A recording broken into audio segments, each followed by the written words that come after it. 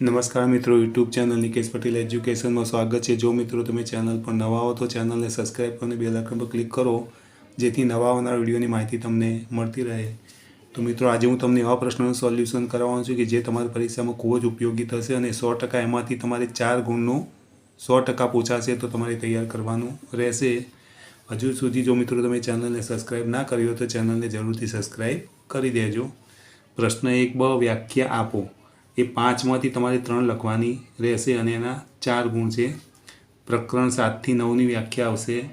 તેમાં પહેલી છે પેશી। તો સજીવોમાં કોષોના સમૂહ ચોક્કસ પ્રકારના કાર્ય કરવા માટે એકઠા થાય છે, તેને પેશી કહે છે।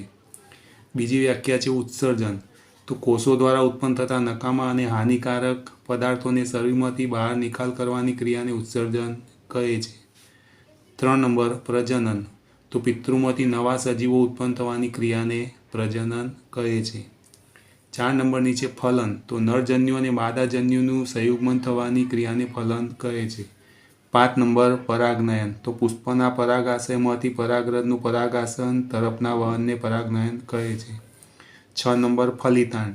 તો નરજન્યુ અને માદાજન્યુના સંયુગ્મનથી રચાતા કોષને ફલિતાંડ કહે છે। 7 નંબર, સાદું લોલક। તો દ્રઢ આધાર પરથી દોરી વડે ધાતુના નાના ગોળાને લટકાવવાથી બનતી રચનાને સાદું લોલક કહે છે।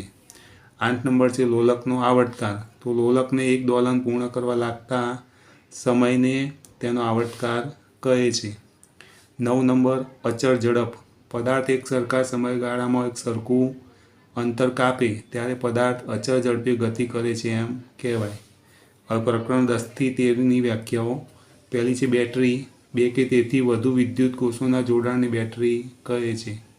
બીજી છે આભાસી પ્રતિબિંબ। તો પડદા પર મેળવી શકાય નહીં તેવા પ્રતિબિંબને આભાસી પ્રતિબિંબ કહે છે।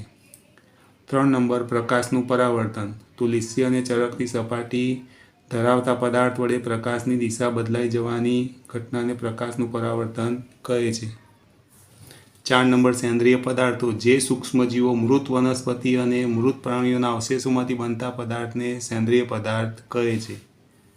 5 નંબર, વાનસ્પતિક સમૂહો। જો જંગલમાં મુગટથી રચાતી જુદી જુદી આડી હરોળ જોવા મળે છે, જેને વાનસ્પતિક સમૂહો કહે છે। 6 નંબર, વિઘટકો। તો જમીનમાં રહેતા કેટલાક સૂક્ષ્મજીવો જટિલ કાર્બનિક દ્રવ્યોનું સરળ સ્વરૂપમાં વિઘટન કરે છે, આવા વિઘટન કરતા સજીવોને વિઘટકો કહે છે। 7 નંબર, સુએજ। તો સુએજ એ ઘરો, ઉદ્યોગો, હોસ્પિટલો, કાર્યાલયો અને બીજી અનેક જગ્યાએથી મુક્ત થતો પ્રવાહી કચરો છે।